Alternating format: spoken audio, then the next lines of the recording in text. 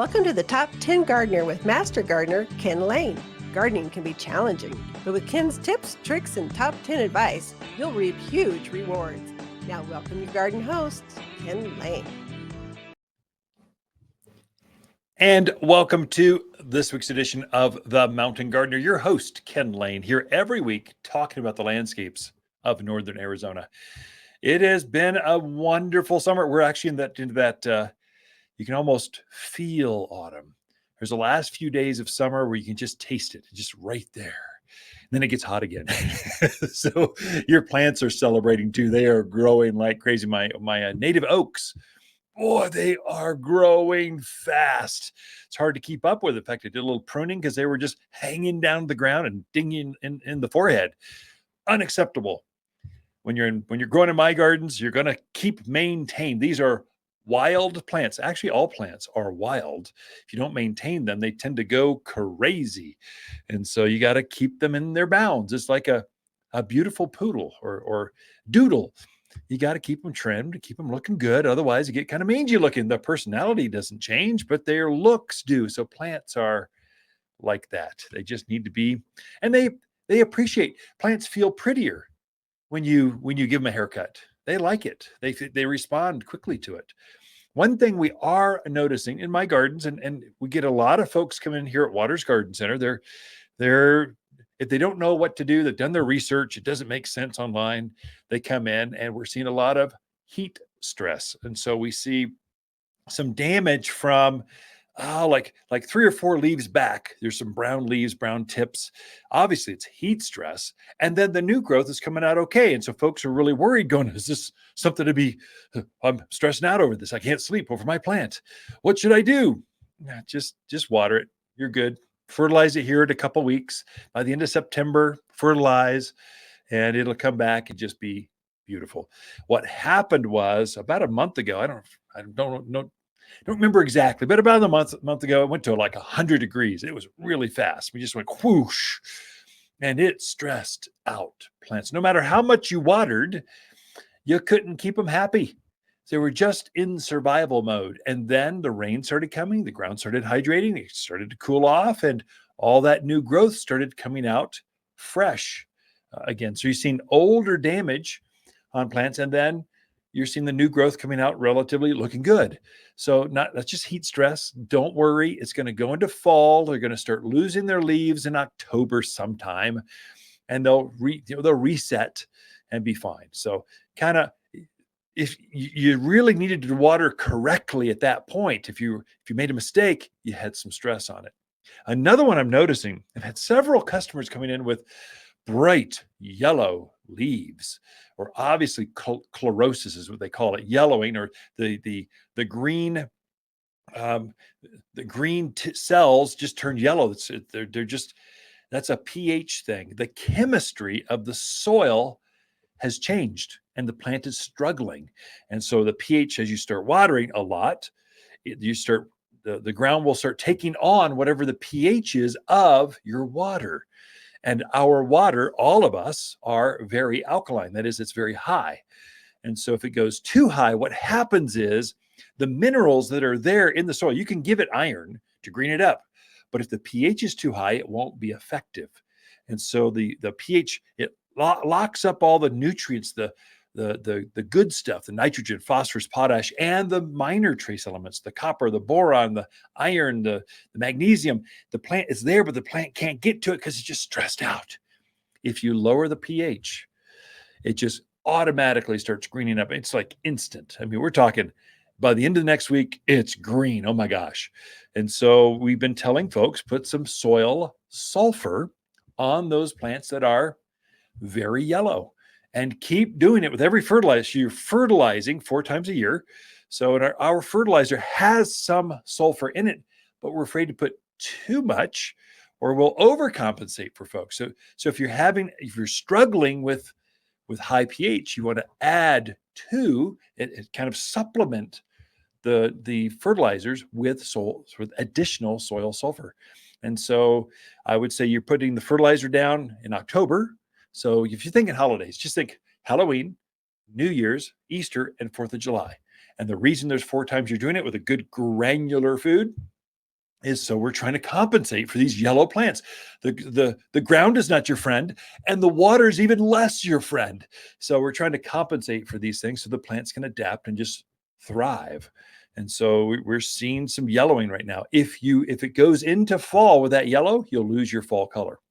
So autumn blaze maples, I'm seeing that. Apples, I'm seeing yellow.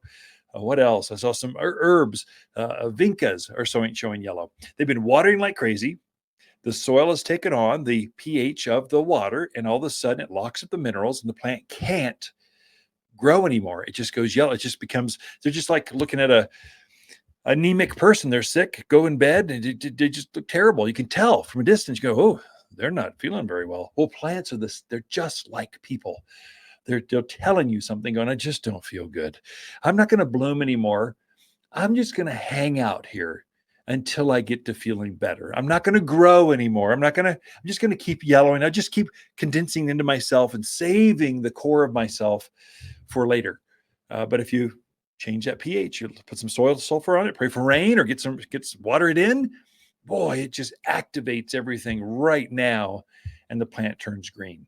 You'll need that if you want your red maples to be red. If you want your really intense, beautiful aspens to turn the silver berries, the service berries, the ash trees, this beautiful purple, you'll need that deep, rich green. That's what brings out the color.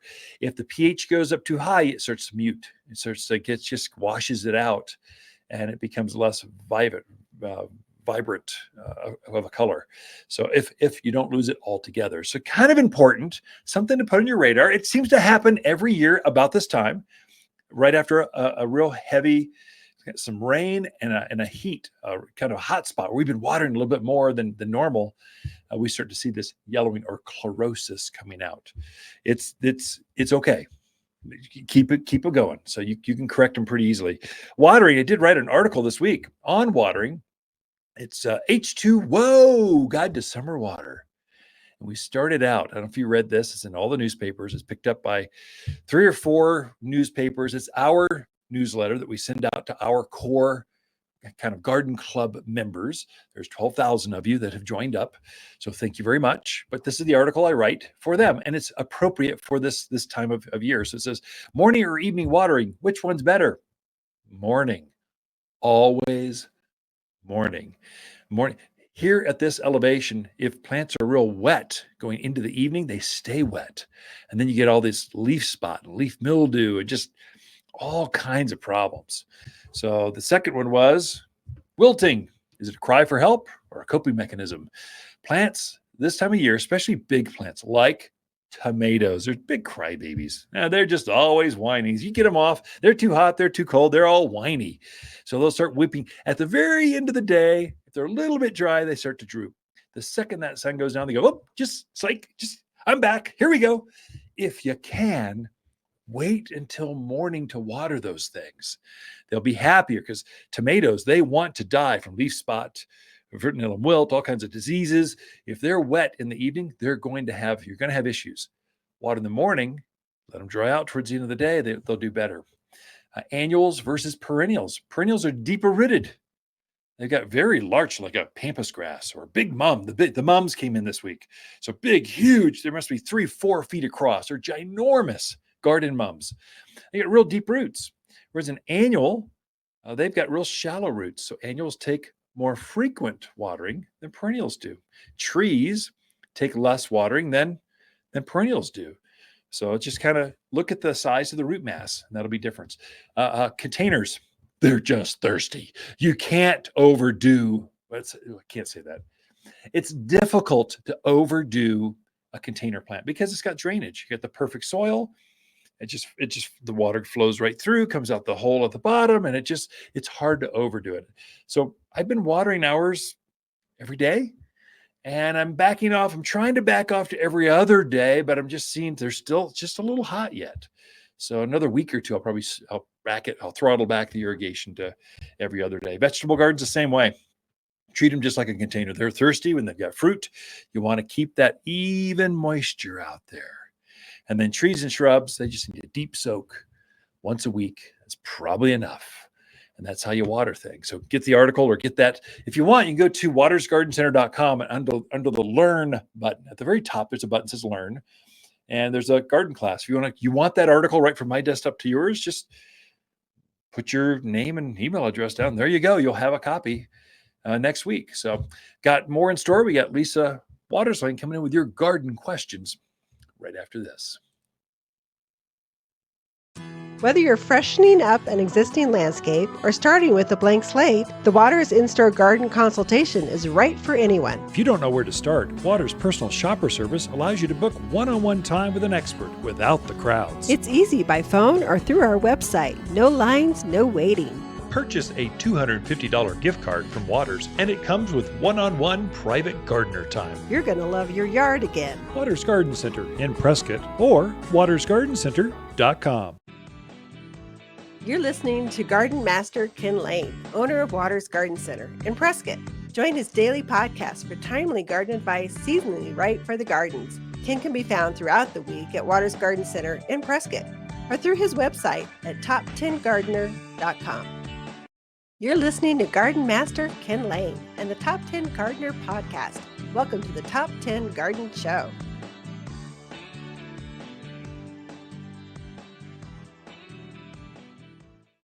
And we are back with Lisa Lain in the studio. She comes each week with your garden question. Just what are your neighbors talking about? We can glean off some information from that. Welcome to the studio, Lisa. Thank you. Good to be here. You've been busy. You folks have been, your team has just been going crazy.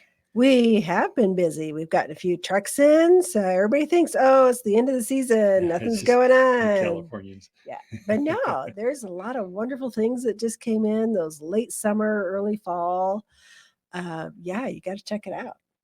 So the title of this show was The Brightest Flowers of the Year Are Now. Ooh. And they truly are the brightest flowers of the year because they just get bigger and bigger and bigger and bigger. And the mums just came in, just everything is just, and they're not just big, they're like monsters. They're like Goliath. And when it comes to mums, they're just beautiful. So the second we get back from our vacation, we're taking one of those. That's true. Snagging it, bringing it home. So what kind of questions we got this week? Well, a few and varied questions. Tis the season. Must be late summer. It must be. All right. So Tom has a question. He thinks he burned out his lawn using a high nitrogen food in June. Tom. So he wants to know, is there any chance it'll come back? Yeah. Kind of rejuvenate itself. Sure. Or if he does have to reseed, when would be the next best time to reseed? So Tom, you know, that's how you learn gardening. I'm going to forgive you. You're good. This is how you learn. Oops. We've all, if you've had a lawn, we've all spilled some and it burned a hole. That grass is not going to come back. It's dead. So you fried it, vaporized it. But the great thing is you can overseed right now. It's a great time. Now through October is kind of your sweet spot for overseeding, extending, because it's still humid. The ground is warm. Literally that grass seed will germinate within, literally days. We're talking a week. You're going, oh, I'm good. I'm such a gardener. Look, it's all growing. So you should be okay. I would flush that area out where it got burned because you don't want any leftover nitrogen left from that synthetic. You want to kind of flush that out, rake off that dead matted material. So we open up the ground underneath, put your seed on top of that. There's two types of seed we have here. It's a fescue and kind of the Prescott blend, that whole bluegrass blend. Just if you know what kind of grass you have, we'll just set you up with it. And when you put the seed down, make sure you get a bag of premium mulch to go over top of that seed, because the birds will think you're putting out seed just for them. And so that hides the seed, makes it germinate faster. Kind of just makes it ensures that things go fast. And then you're probably watering daily, if not a couple times a day, until the seedlings are up, till you get to your first mowing, and then you're kind of good to go. I would encourage you, Tom, the grass that's left, what you may want to do, here's an insider tip. Hi, my name's Ken. My wife, Lisa. We're just here we're talking over the back fence, the backyard. This is really going to help you. They make a product called humic, Humic, humic. It's humic acid.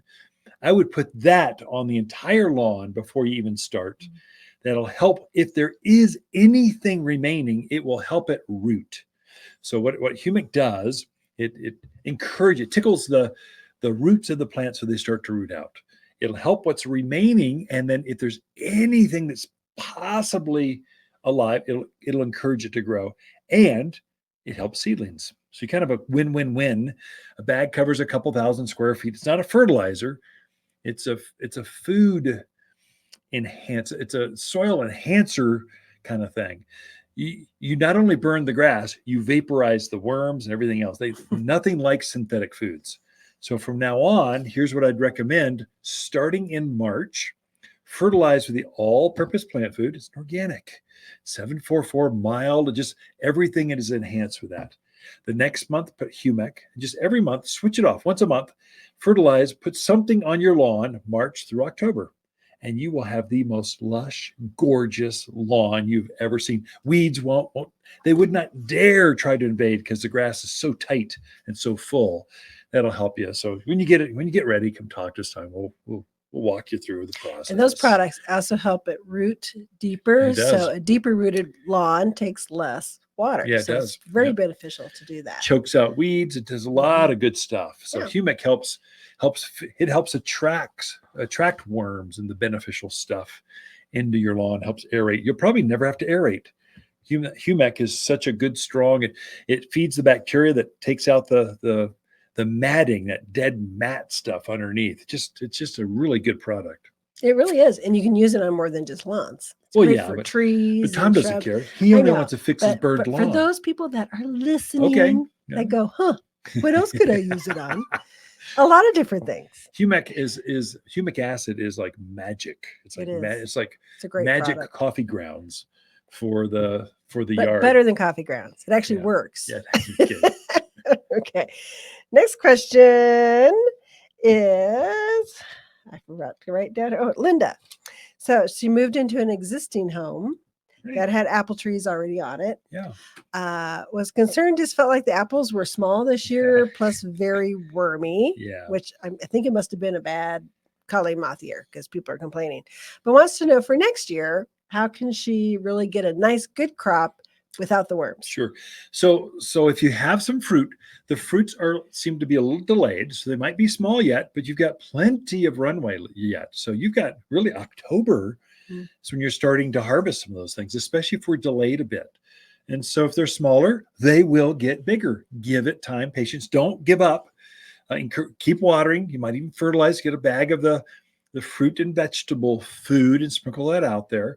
That'll encourage more growth. Now, her real question, I've got worms and I don't like fruit with worms in them. I don't blame you, Linda. What to do? So they make that's called codling moth. It's a little tiny, it's the cutest little moth. But she lays her eggs on the fruit, and the worm, or the maggot stage, burrows into the fruit, eats out the inside, and then burrows its way out. And so that's where the worm. It's a cute little worm, actually, just not your fruit. Exactly. So it's okay. It's a worm. It's a worm. So what to do? So codling moth are very easy to kill, but you just have to know when to spray. Anything will kill a codling moth. You just have to know it's all about timing. So we make a product. It's a codling moth trap.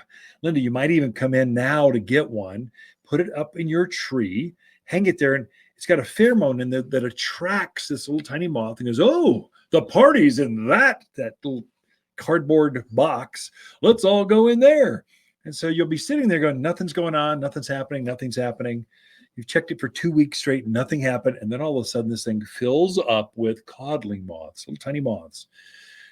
Then you know, oh, they're laying eggs. Spray right then. It's a monitoring system for when to spray. And you spray it with just about anything will kill off codling moth. We've got several here that are organic that'll take them right out. So apples and pears, that's what codling moth likes to eat. They don't get on peaches or nectarines or apricots or plums. They like apples and pears. So we can help you with that. So, or you can do it like your grandparents did. They marked on a calendar, and every 2 weeks they sprayed the tree. We can be smarter than We can that. be better. We Yeah. can definitely be better. Okay. Next question is from Hannah. She wants to know, when is the best time to start putting in her fall veggies? Oh, yeah, that's a great question, actually. I haven't checked if they started. It should be They starting have to come started in. to come in. They're Okay, starting gotcha. to arrive. The Yeah. kales, the lettuces, all that kind of stuff. So Hannah, now put them in as soon as you can. As soon as something fades or doesn't even looks remotely, when that zucchini stops, he starts wilting, getting all fungally and just covered in white powdery mildew. I think you Rip just described that our zucchini thing out and put in your summer veggies. I'd say the same thing with winter flowers, pansies, violas. They're available now. As soon as anything even remotely stops, or just it looks great, you just want winter color, rip them out, put them in, so they've got time to fill in and bump up. So the ground is so warm, they will grow. I mean, really fast. I mean, your broccoli, you're going to have cauliflower for Christmas dinner. You're going to have broccoli and lettuce and spinach, all those fall and winter crops right away. So now, Hannah, now Now's the time. they're available at Waters Garden Center. Yes. There we go. So Ken and Lisa Lain will be right back right after this. If new neighbors are encroaching on your privacy, we have just the solution. At Waters, we have an entire section of thick, bold plants dedicated to privacy. Fall is a time to plant a new privacy hedge, and we're here as advisors. Take a quick measurement and snap a picture before you come visit, and you'll quickly be living in privacy once again. Plus, our team of experts know how to plant to increase plant growth next spring. We'll show you how. Waters Garden Center. We know privacy in your backyard. You're listening to Ken Lain, aka the Top 10 Gardener. Ken can be found throughout the week in Prescott at Waters Family Garden Center. Listen daily as he answers the top 10 questions of the week, streaming on Apple, Google, Spotify, or wherever you download your podcasts. You've tuned in to the Top 10 Garden Show with garden expert Ken Lain. Join the conversation daily as he answers timely garden questions. Email Ken a question directly from your phone to his desktop through the web at watersgardencenter.com. That's Waters with 2 T's, gardencenter.com. Or visit face-to-face throughout the week where he can be found at Waters Garden Center in Prescott. Now welcome your host, Ken Lain. So we've had this transition going on here at Waters Garden Center. We call it our Monster Monsoon Sale. We're clearing out the spring and summer things, and new arrivals of the fall and winter things are showing up. And some of the brightest perennials of the entire year arrive now. And so we just cleared out all that summer stuff is out of here, and we refilled the entire greenhouse with fall mums, fall crocopnia, fall autumn joy sedums. I mean, just the name, autumn joy sedum. I mean, come on, that's just a great name. It's one of the biggest of the sedum families or succulents. And so it's kind of like a cactus, only without the thorns. So kind of soft, grows about knee high. Then it's covered right now with these pink flowers. Well, this time of year, we've had that variety that your grandparents grew for decades. It's an old-fashioned plant, but there's new varieties coming out. And so we've gotten a new variety with purple foliage and a red flower. We've got purple foliage with a pink flower. It's just all kinds of variety. They're all autumn joy sedums, but there's a whole collection because this is when they look their best. This is when you want to plant them. And so you've got some great runway here for some of the showiest flowers of the entire season are now through October. Some of the best flowers. In fact, I'm pruning back, deadheading my roses because I know that last flush is the brightest. It's the showiest. I'm cutting back the old flowers, fertilizing, and it'll be in color through October and actually into November frequently. My roses are just beautiful. They're just stunning. So you get plenty of time to plant. And some of your best, brightest flowers are now. This is when they show up. I mentioned crocopnia. This is a bulb, gets about not hip high, maybe above knee high, some call it 3 feet. Bright yellows, bright orange, intense fiery reds. You only find this plant now. This is when it goes into bloom. So it needs the heat, takes off with growth, and it is covered with flowers right now. And so we just had maybe 100 of them show up at the garden center. They are striking. When you see in a container, they're beautiful. in the yard, in a raised bed, wherever you want them. They're just a perennial that comes back year after year. You can count on them this time of year through really the end of autumn. They're going to have this intense color. And then, of course, the number one most sought after or planted or recognized, drum roll please, is mums, garden mums. Now, chrysanthemums or mums, there are different varieties of them.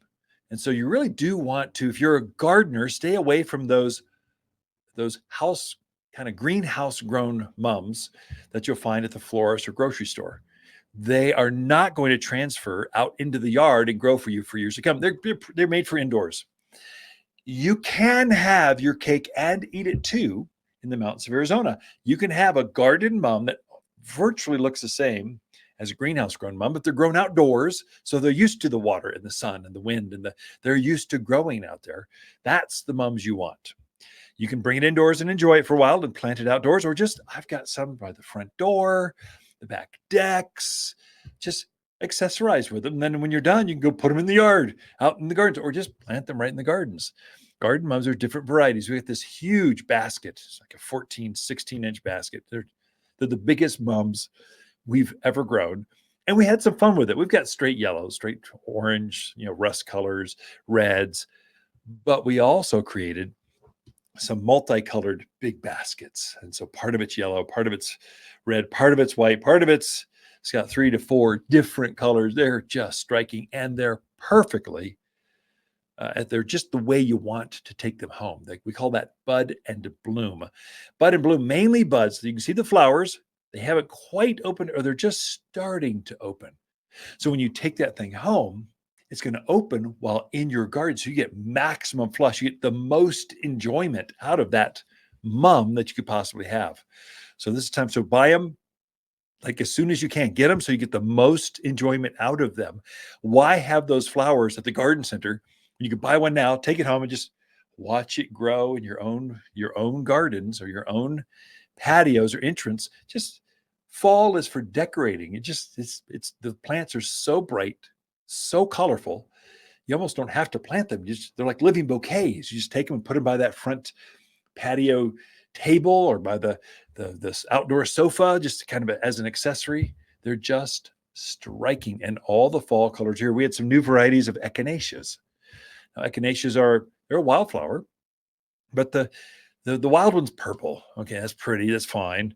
But why not have red and yellow and white? I mean, solar yellow. We're talking, it glows in the dark virtually.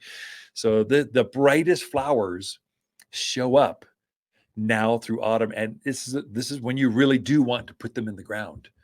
And so we've got a lot more in store for you. We got Lisa Lain coming in with her segment right after this. Let's see what we can learn, but we've got to take a break to pay for the show. Be right back. Water's garden companion plants for September are pampas grass, honeysuckle, raywood ash, and lacy blue Russian sage. Lacy blue Russian sage is a Water's preferred perennial for its compact form that doesn't flop over in the landscape like others. The spiky blue flowers bloom summer through fall with aromatic foliage detestable to all animals. Simply stunning at the edge of dry stream beds mixed with wildflowers. Shop in-store or online at watersgardencenter.com.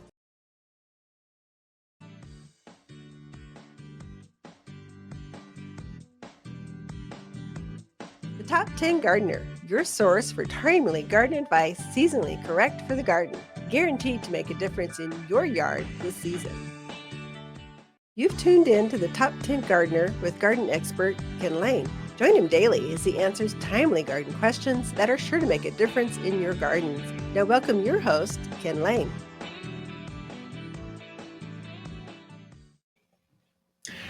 And we are back with Lisa Lain in the studio. She comes each week. This is just all about her segment, what she sees, what tickles her heart in the garden. So, and you like a lot of tickling.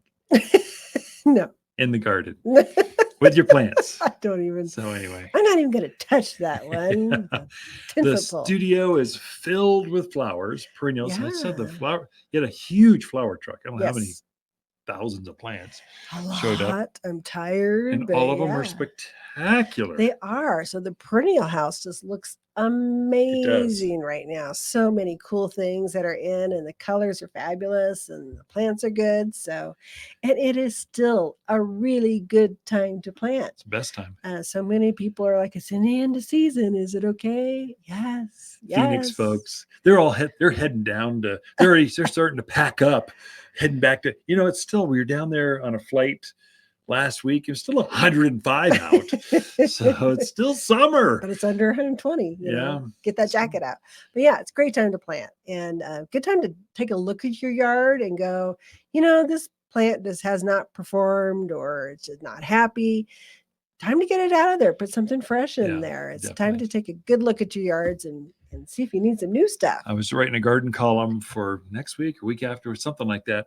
And I was going to go deep into, if it's ugly, we live in America. Why are you satisfied with that? Rip that thing out of. Then I ran out of words. And I had to erase it. So not you. They only let me have like 800 words. So I kind of going, okay, I can't get too wordy. But if it's ugly, get it out of there. If it's mangy, if it's, you deserve beautiful. You have $1 million house. Why are you settling for ugly in your yard? Make it bloom. Even if you don't, why settle for something ugly? There we go. Sometimes landscapes just get old and you got to refurbish them. True. So, and if you're in an apartment, you're so confined, or you're renting a house, you're doing containers, that kind of stuff. It should be glorious because it's just a little space. It should be over the top. Should make up for lack of the yard. Just make it glorious. Have the hummingbird just kind of magnetized into your yard.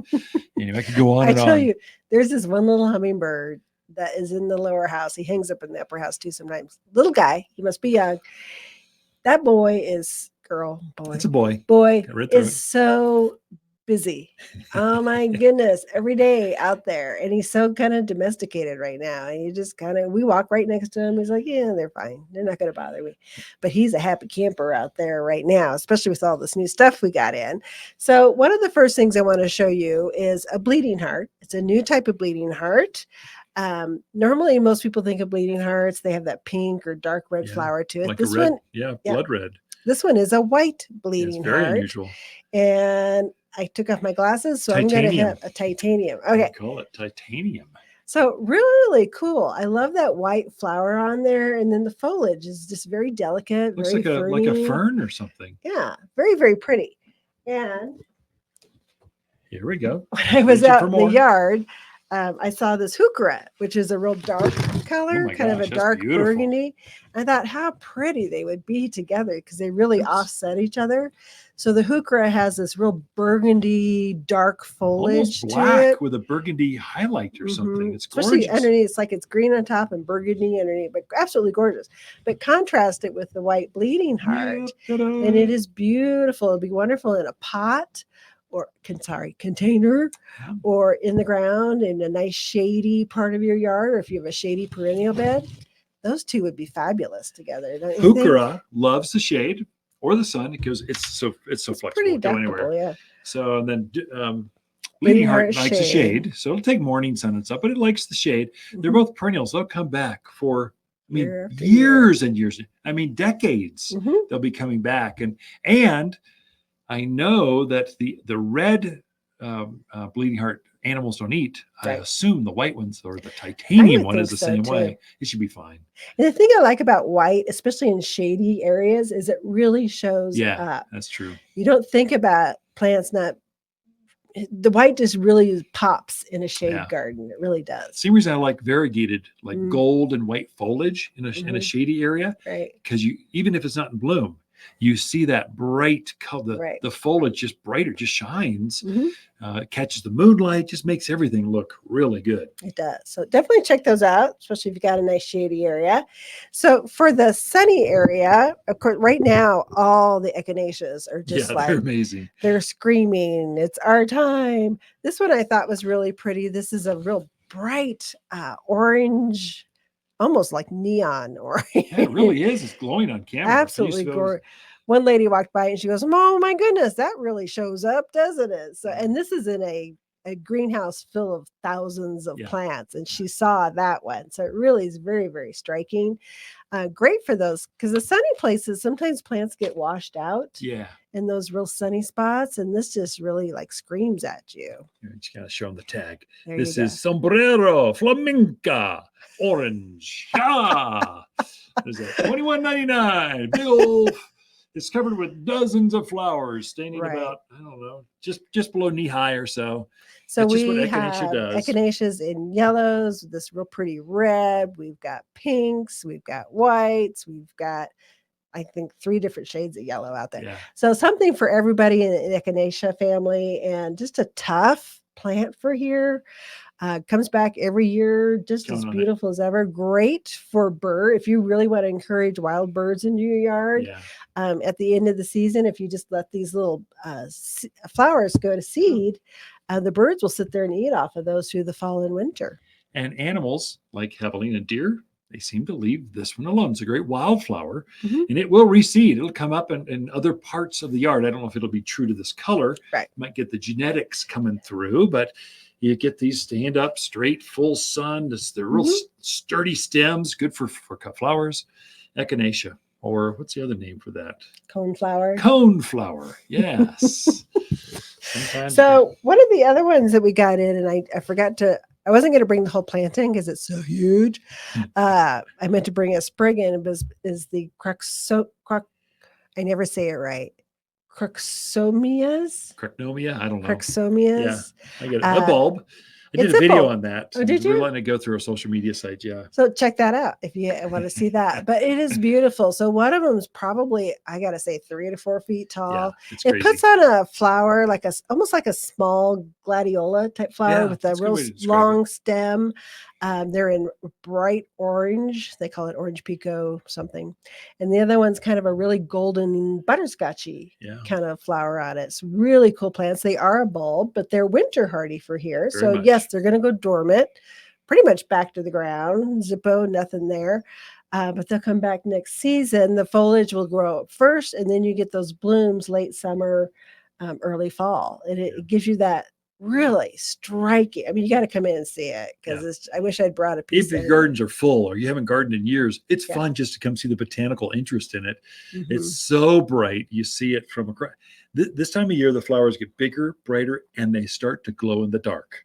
And just they're literally like a light switch is on, and Yeah. they're so bright. It's amazing. Yeah. You don't see the crocronia in the spring. Crocosomia. It's going to be only in the summer. Right. And so this is the time that you see them and plant them.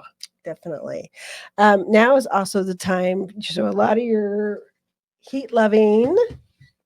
So like the agastache. Agastache just loves it when Is it's this really agastache? hot. I thought it was a sage. Nope, That's this is interesting. blue boa. That's amazing. So this is blue boa agastache. I love this agastache. And this one gets tall. It gets up of almost 2 feet tall. Yeah. And with these little clusters of these purple flowers, which they're again Smells good. great Smells for minty. pollinating, Yeah. otherwise known as hummingbird mint. So Okay. yes, so that's what makes it very animal resistant. The deer, the javelina, and the bunnies, they leave it alone. I love this one because it does get tall. Great for pots or in the back part of your perennial beds. Something that just stands up and screams, "Hello, I'm here. I'm very, very pretty." Our little hummingbird has loved Oh, yeah, it, I'll bet. so he Yeah. It's approves hummingbird of it. plant, of as well. course. We do have other agastaches in. I just love the color on this one, but we also have some orangey and red ones in as well. For some folks, if you want, I did another video of this at the test farms. We test a whole bunch of agastache, all the colors side by side. We see how they're doing in full sun, how much wind, do the colors fade, and we decide from there which ones to grow for next year. So I was at the farm. If that's of interest, you want to see what our test gardens look like, follow us on Facebook, Instagram. Sometimes it goes over to TikTok, but you can take a look at those. So. Yeah. Anyway, we are out of time. Ken and Lisa Lain, But the I have Mountain more. Gardeners. Sorry, you'll just have to come in and see them all. Be right back after this. Waters Garden companion plants for September are Russian sage, pampas grass, honeysuckle, and raywood ash. Raywoods are superior shade trees for wind and drought locations. Plant as a single specimen or in a grove for more widespread shade on hot south and western exposures. dark green foliage forms the perfect round head with leaves that turn a magical wine red through autumn. We sell only the prettiest shade trees at Waters Garden Center. Shop in-store or online at watersgardencenter.com. You're listening to garden expert Ken Lain, owner of Waters Garden Center in Prescott. Look for more tips, tricks, and garden shortcuts through Ken's website. Additional shows of this podcast, read his weekly garden column, or follow him on Facebook, Instagram at watersgardencenter.com. That's Waters with 2 T's, gardencenter.com.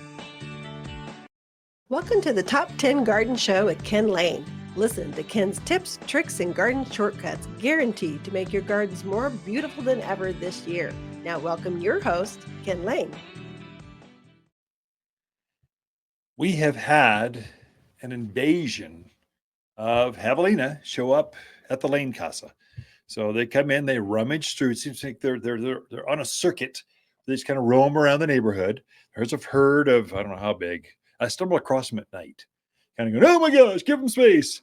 I've had them chase me before. We spooked each other, big boar. And he kind of charged. I don't think he could see me. He could smell me. Maybe he kind of rustled up and charged at me. And I kind of ran like a little girl. Gave him respect. Go for it. But they're in eating fruits, bird seed. They're looking for easy sources. They're omnivores. They go after whatever's easiest. And if something runs out, they go, well, let's switch gears. We'll go over here. The problem is they're a pickery, so they've got like a snout, like a pig. So they root up the soil like a rototiller. They kind of root things up. They're looking for bulbs. I love tulips. If you're planting tulips this fall, don't put them where the pigs can get them. They'll eat every single one. They're like candy to them, like a huge Snickers bar. They'll just dig up the entire garden until they get every single one of them. And so you want to plant those back where it's fenced in. They don't like daffodils. You can plant those, or narcissus. They're okay. They're poisonous, so they're not going to eat those. But most bulbs, they're going to go after. All of your vegetable gardens are going to go after. And so there's certain plants. So in my front yard, I plant things that are kind of javelina proof. The backyard, I've got fenced. And so there, I can plant whatever I want. It's like a free for all. And we've got the fences there not to keep the javelina out, but to keep the dogs in. And so but they'll test. They'll push gates to see if it'll open. They're pretty smart. And so we see them get in the garden center every once in a while. So push the gates and they just kind of go, I can squeeze in here. And then it's like a free for all at the garden center. So you want to the only way to truly deal with javelina is to fence them. Sometimes even if they don't like it, they'll dig it up just to see what's underneath the roots. Going, oh, look, they loosened up the soil for me. I wonder if there's grubs or worms down here. And they'll toss your plant aside. But generally speaking, there are some plants they just don't like. They don't like herbs, anything herbally scent. So they don't like thyme, rosemary, lavender, oregano. They just don't like anything herbal. And so it's just that oils or something about it they just don't like. And so they'll leave them alone. They don't like generally grasses. So they don't like pampas grass or miscanthus or deer grass, all the native ones, bear grass. They generally leave grass alone. Now, if you put it in the ground, they might be interested because they're going to notice this is their home. It's like putting a pampas grass in the middle of your living room. Are you going to notice that? Sure you are. You're going to go, hey, what's up? What's going on? Hey, Fred, get over here. There's this new thing over here. Let's figure this thing out. And they might dig it up and throw it off to the side. You put it back in the ground. But generally, they leave them alone. They don't like fescue, blue fescues and things. So phlox, they don't care for that. Hollies, hibiscus, they don't care for those. We have this new Mashudos hibiscus. It is stunning. The flowers are bigger than your hand. They're almost as big as a child's head. They're huge hibiscus type flowers. This is what you want for if you want a Hawaiian type of hibiscus. It's a perennial here, so it does hibernate underground in the winter. Then it comes back fresh, about 3 feet high, about hip high. And then it just has these flowers now through the end of the year. It's called Mashudos hibiscus. They come in several colors, but javelina don't bother those. So you want to plant those out where they're kind of roaming around. Manzanita. I just know they're not going to eat that. Lilacs, you know they're not going to eat that. One that I really like, that's really super, quite bright, it's called Red Hot Poker. It's a perennial, gets up about knee high or so. There's a couple different models, a couple different colors, but basically the flower looks like like a red hot poker, like you've had a poker in a fire for a while, and it comes out, it's super bright. It's got this transition of red and yellow and whites. It's really, really pretty. They don't bother that particular perennial. So you put that out there. Russian sage is probably the number one sold perennial. They're not going to eat those either because it's got that sagey kind of herbal scent to it. So you want to be real strategic. If you've got heavy pressure of javelina or rabbits or whatever in your yard, you want to figure out what those plants they won't bother, and then you got to commit more to those. You can't have a cottage garden of a lot of everything. You got to have a few things. So there's 20 things you can plant, and here they are. You got to commit more, so bigger blocks of those down the driveway. So they aren't going to bother those. Vinca or periwinkle is another kind of, it's an evergreen ground cover kind of plant. It does really well.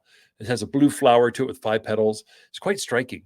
Javelina, we've just proved it out. They are not going to bother those in your garden. So commit more to those. So that's a great ground cover, or keeping a hillside intact.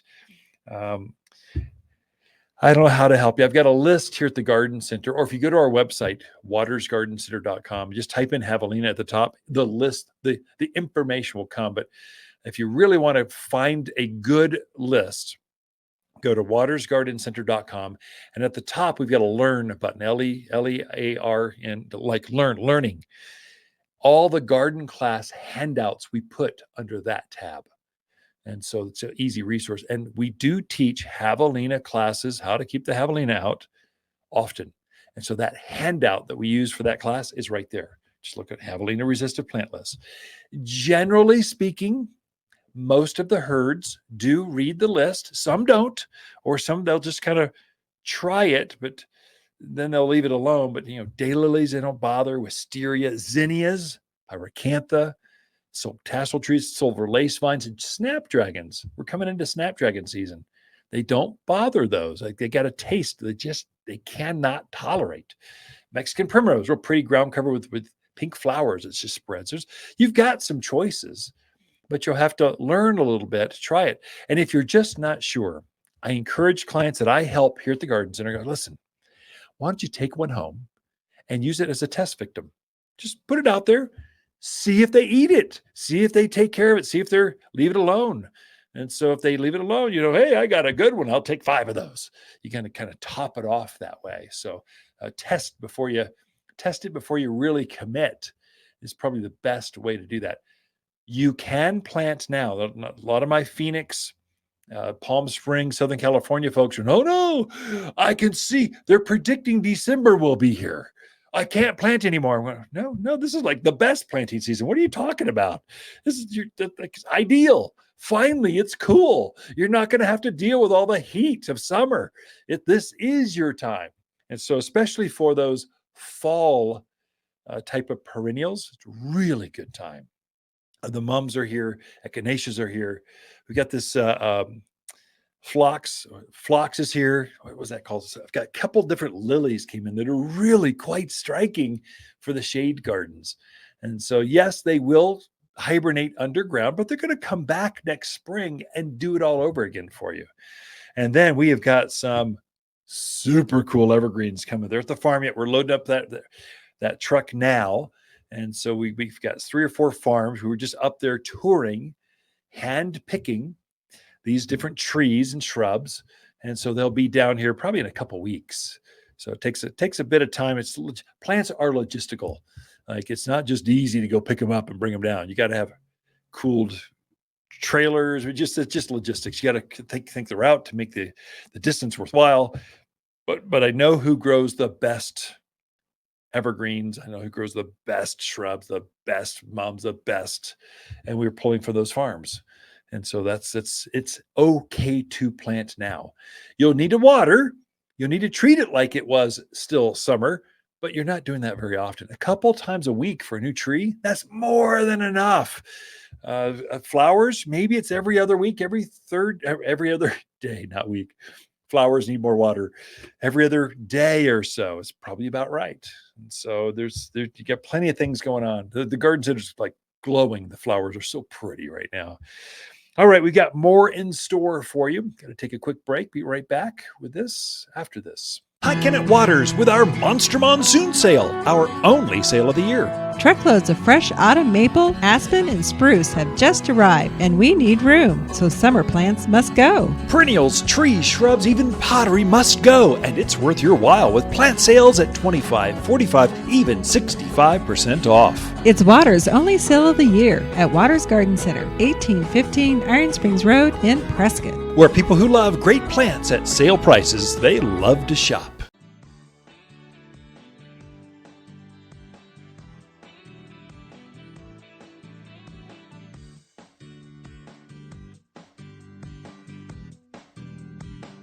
You're listening to garden expert Ken Lain. He can be found throughout the week at Waters Garden Center in Prescott. Thanks for tuning in to the Top 10 Garden Show. You've tuned in to the Top 10 Gardener with garden expert Ken Lain. Join him daily as he answers timely garden questions that are sure to make a difference in your gardens. Now welcome your host, Ken Lain. Now with all the rain that's happened, we get a lot of leaf spot, things happening to trees that I tell you just what to look for on your foliage. So foliage should be blemish free, perfectly, just perfect. And if there's any kind of spotting, holes missing, tearing, those are all indications of stress on the plant. It can be dangerous. Generally, leaf spot and leaf molds, that kind of stuff, don't kill plants, especially big plants. They can smaller ones, but big ones, not so much. I'm seeing quite a bit of what's called shot hole. It's like you stand back from the canopy of a tree, you take a shotgun and you shoot through the foliage, and the leaves will have little tiny holes about the size of shotgun shot going through it.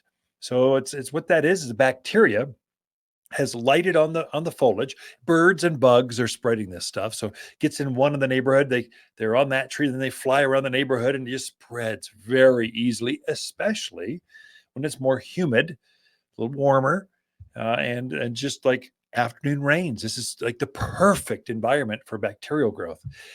And so it's a bacteria will light on that leaf. It eats the sugar in that part of the leaf, and then it just dries up and falls out. So it leaves a hole, a perfect hole. And so that's not to be concerned if you see a little bit of it. As trees get more mature, you see less of it. It's still there, but you just don't see it because the tree is so big. Now, younger trees, you tend to really notice it going, oh my gosh. Of course, you're caring for those trees a little more because they're just youngsters. You're trying to nurse them along and get them to grow and be happy. As they become larger, you almost forget about them. I'm hoping the drip system works. I'll fertilize you in the fall. So kind of watch that. Is there a solution? Yeah, you could actually put some sprays on there that will affect it. We've got several that are highly effective, but I don't know that you need it. What's more concerning is when you start to see blackened leaves, not just a hole, but the tips aren't just brown, they're black. This is a leaf. It's bacterial thing. They're getting on the tips of the leaves and they're just eating the sugars. They're just rolling back through that foliage. Aspens are common for this. Plums, apples can see this. Several types of plants can see this. Generally, again, doesn't kill the tree. It can actually work its way back through the foliage and then down into the stems, and then it works its way down through the trunk. Aspens can have this happen. So be careful of that one. Generally not a concern, but if it gets too bad, come see us. We've got a spray that can help you really get this under control. It happens about a month after the monsoon rains start. Then it just gets worse. Now, the way it gets stopped is, trees, they just know, drop my leaves. I'll just stop. When autumn comes, we'll just drop our leaves. Done. We'll start over again next spring. So you'll see that happening. If trees are turning color too early, or you're seeing damage too much damage, we probably do want to get on that before it gets worse. So take a picture, bring a sample in. We'll let you know how bad it is if it's in doubt. If it's something highly valuable, a very valuable tree, you definitely want to see us. That's what we're here. We're kind of plant doctors. We're helping you figure out, is it serious or not serious? You don't want to lose a 10-year-old tree just because we let things go too long and it spreads. But all the other trees in my yard are fine. Oh, yeah. And it can spread to those trees too. So we want to kind of control this thing as it's going on. So lots of things happening because of the moisture, and we're acting more like it's a southern garden, or we're up in the Northwest with lots of rain. But it's going to dry out here pretty quick. Things are going to go into fall. You get the fall color. It just kind of keeps things going. So leaf spot on plums and other trees, kind of what to look for.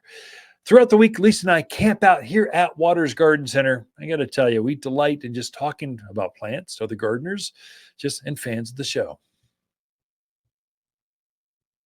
Whether you're freshening up an existing landscape or starting with a blank slate, the Waters In-Store Garden Consultation is right for anyone. If you don't know where to start, Waters' personal shopper service allows you to book one-on-one time with an expert without the crowds. It's easy by phone or through our website. No lines, no waiting. Purchase a $250 gift card from Waters, and it comes with one-on-one private gardener time. You're going to love your yard again. Waters Garden Center in Prescott, or watersgardencenter.com. If you want a more fruitful garden, increased success in landscape that just feels better, then tune in daily to the Top 10 Garden Podcast.